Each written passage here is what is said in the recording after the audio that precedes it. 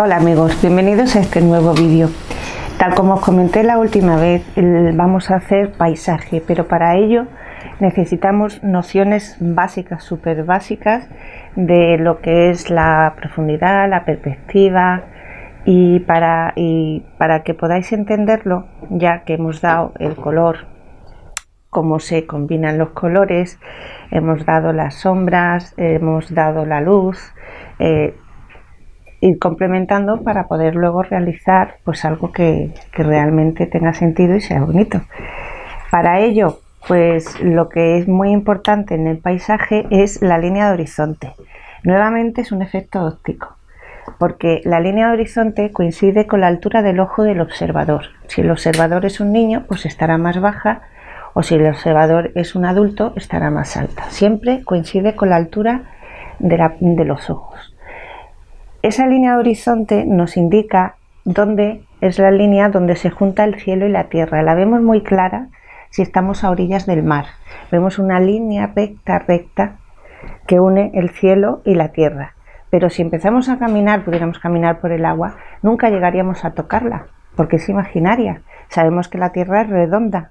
Daríamos la vuelta entera a la tierra sin poder tocar esa línea de horizonte. Pero más que nada es que lo tengáis claro. Donde está menos claro a lo mejor es en un paisaje donde hay montañas, porque no nos deja ver en qué punto se une el cielo y la tierra. Pero más o menos tenéis la idea. A esa línea imaginaria llamada línea de horizonte es donde fugan las líneas rectas. Bien, imaginaros aquí una persona que está situada en el centro de la vía del tren. La altura de los ojos es esta sería la línea de horizonte, que la ponemos como LH, y aquí es donde fugan también todas las líneas rectas. En este caso sería un punto al centro de donde están sus ojos. Sabemos que las vías del tren son siempre paralelas, si no el tren descarría, pero el efecto óptico es este, que convergen en un solo punto. Irían primero los raíles más separados y luego poquito a poco así como más juntos. Ese sería el efecto óptico.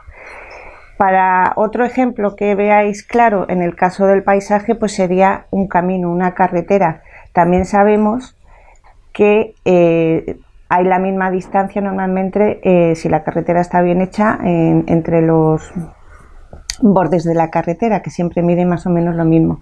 Imaginaros a lo mejor que seguimos en la misma línea de horizonte y que la carretera, bueno, pues en este caso tiene curvas.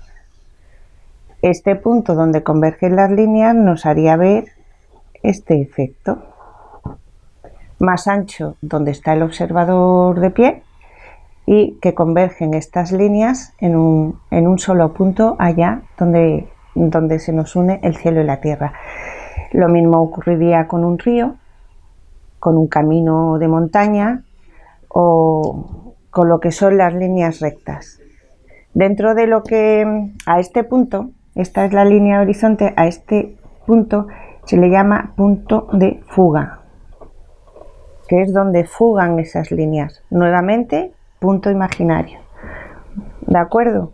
Vale, pues ahora os voy a poner un ejemplo también de lo que es la perspectiva. Nuevamente todo depende del punto del lugar donde esté situado el observador. Veis que esto es una maceta. Sabemos que es redonda por aquí y por aquí. Si la veis, la perspectiva es cómo la vemos. Si la veis así, prácticamente no veis los bordes ni el interior. Veis una raya, otra raya y luego los laterales. Si yo la pongo muy en alto, vemos la parte de abajo, pero para nada la parte de arriba.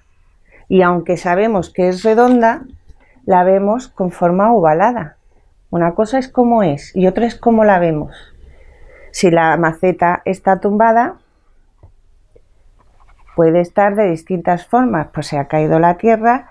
Nuevamente veréis lo que es un óvalo más grande, esta forma de óvalo más pequeño, este lado no lo vemos. así aún menos. Así la veis completamente redonda, pero no veis por dentro el interior, pero no por fuera. Todo eso es punto de vista y qué perspectiva vemos. Si nos situamos aquí al borde de la carretera poniendo macetas todas del mismo tamaño, es imposible que la maceta que está en primer lugar tenga la misma dimensión, la misma altura que la que está al final. Irá ópticamente disminuyendo las macetitas si son todas del mismo tamaño. Lo mismo nos ocurre con los árboles. Si se han plantado todos a la vez, son del mismo, la misma familia y género, pues dice todo álamos. Vemos que los álamos van a menos y van a menos hacia esa línea de horizonte. Estas son cosas muy importantes a tener en cuenta a la hora de pintar un paisaje. Por ejemplo, imaginaros campo con una valla. Todos los palos de la valla son iguales, pero dependiendo de dónde estamos situados, no los vemos iguales, ni de la misma altura, ni en la misma separación entre uno y ello. Vemos más separados y más iguales en altura los que están a nuestro lado, pero vemos los del fondo más juntitos, como las vías del tren que os he dicho antes, y más bajitos. ¿De acuerdo? Todo esto es, como os he dicho antes, importante a la hora de tener en cuenta y decir, bueno, ¿qué voy a pintar? Podemos coger una foto y copiarla, pero hay que saber un poquito cómo situar o dónde queremos situar esa línea de horizonte, si ese paisaje va a tener más cielo o menos cielo. Hay pasajes que tienen poquito cielo y todo es tierra. Eso es lo que me indica que a lo mejor el observador está tumbado y está viendo una pradera de amapolas. O, por el contrario, se ve mucho mar, poco tierra, y eso a lo mejor indica que el observador está encima de un acantilado observando todo el mar. Se vería también, si es mucho mar, muy poquito cielo. Os voy a poner un ejemplo sobre papel y con un lápiz os voy a hacer el boceto. Imaginaros, pues por ejemplo, que esta es una casa o la pared de una casa.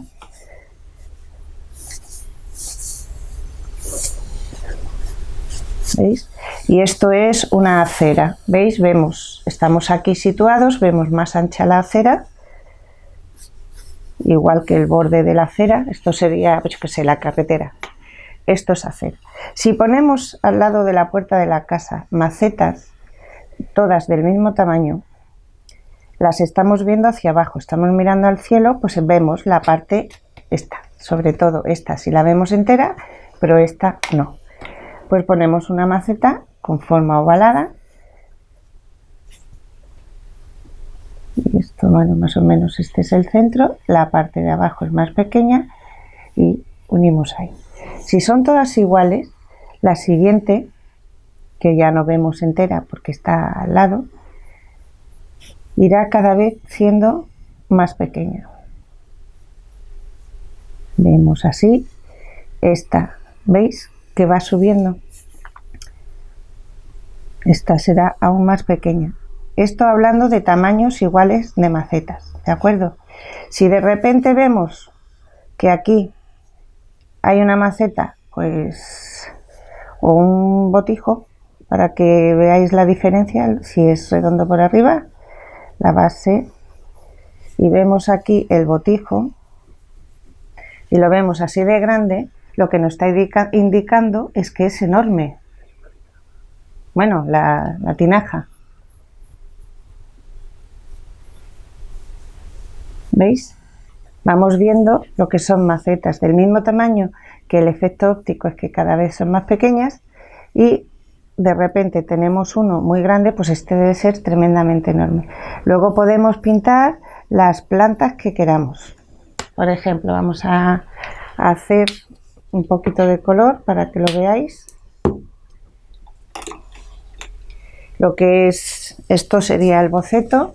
Ahora vamos a ir manchando y podríamos dar, si la luz, también tenemos que tener en cuenta por dónde nos viene la luz y la sombra. Vamos a decir que la luz viene por aquí y se va a proyectar contra la pared. Pues entonces nos vendrá por aquí las zonas más oscuras. Y voy a tomar un color un poco más claro para que se vea claramente. ¿Veis? Yo voy manchando y dando las zonas, veis, en el centro la línea recta, y poco a poco voy buscando con la pincelada la otra forma. Lo mismo aquí. La luz viene para acá, esto está aquí, aquí tendrá aún más sombra. Normalmente estamos hablando, bueno, aquí estamos hablando de un exterior, con lo cual también tenemos que hacer que luego la sombra se proyecte. Esto es tierra, vamos a ir aquí, se proyecte sobre la pared, sobre la acera. ¿Veis? Aquí sería la sombra, aquí vendría sombra. Al estar más lejos, la sombra no es tan fuerte como la del primer plano. El observador está aquí abajo siempre. Veo con más nitidez lo que tenemos cerca, con menos nitidez lo que está alejado. Voy a seguir dando para que veáis un poco, es por encima. Lo mismo, vamos a ir por aquí. Vamos alternando las pinceladas horizontales con las verticales.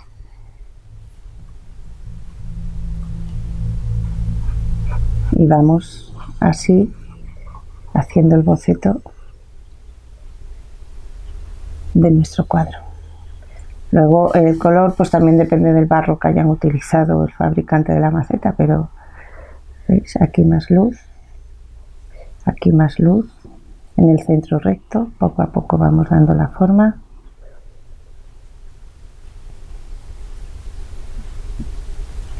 Como hablamos de la luz, estamos en el exterior, lo lógico es que la luz no venga del sol, o sea que viene por arriba, puede estar inclinada, pero eso genera una sombra más oscura sobre el suelo que está apoyado. Vamos a hacerlo así.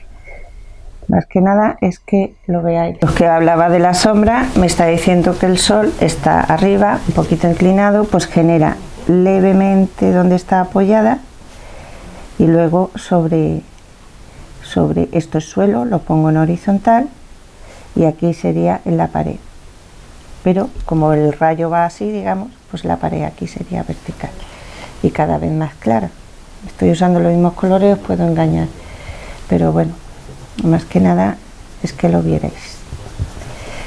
Lo mismo nos ocurriría aquí, aquí iría más oscuro. Aquí nos iría más oscuro, estoy usando un color solo, el negro, que no se debe usar siempre. En este caso, que aquí no tenemos nada, nos está proyectando en este sentido la sombra, ¿veis? Ahí. Si yo pinto exactamente esta maceta, porque sé que es igual, no porque me fijara en la profundidad, si yo la pinto aquí del mismo tamaño, significaría que o no sé de profundidad o que esta maceta es 3 veces más grande que esta. Es solo eso. Aquí luego vamos a ver, para que lo vierais, podemos ya meter lo que es la vegetación. ¿Veis? Podemos pintar en cada maceta pues una planta. Veis que al tapar parte de esta me está diciendo que esta está detrás de esta. ¿Cómo empezaríamos a pintar? Por la última, por la más pequeña, e iríamos terminando en la más grande, la más cercana al observador. Luego, bueno, primero sería el fondo, lo que es la pared, el suelo, luego situamos las macetas.